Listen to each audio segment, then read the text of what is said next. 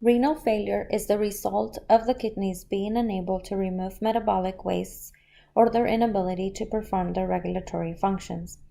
The substances that accumulate in the body because of impaired renal excretion affect endocrine and metabolic functions, and they cause fluid, electrolyte, and acid-base imbalances.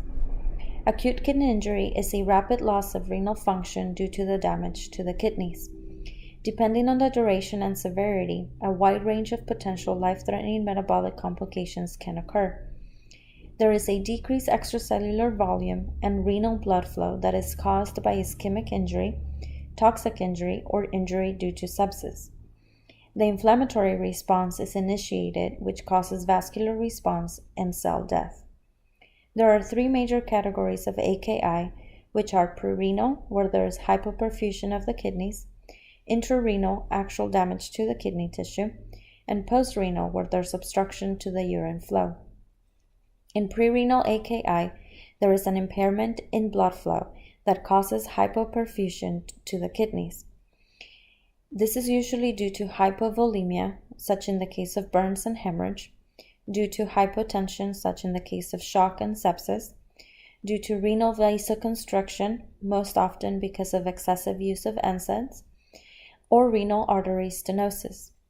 These alterations result in a decrease in GFR, as there is a decrease in filtration pressure.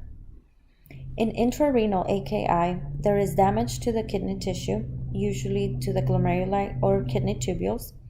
Damage to the tubules is most common, which is known as acute tubular necrosis.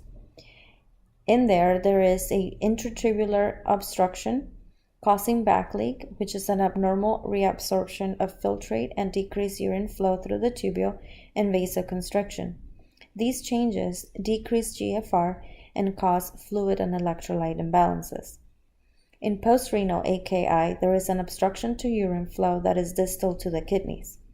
These obstructions can be caused by conditions such as renal calculi, strictures, blood clots, benign prostatic hypertrophy, malignancies, and pregnancy. Then there is an increase in pressure in the kidney tubules, which decreases GFR.